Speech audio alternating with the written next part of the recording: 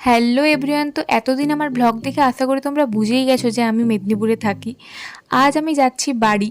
আর এই বাড়ি যাওয়ার আনন্দটা তারাই বুঝতে পারবে যারা বাইরে থেকে পড়াশুনো করে। আর পুজোতেও যারা বাড়ি আসতে পারে না তাদের সত্যিই ব্যাপারটা আরোই কষ্টকর।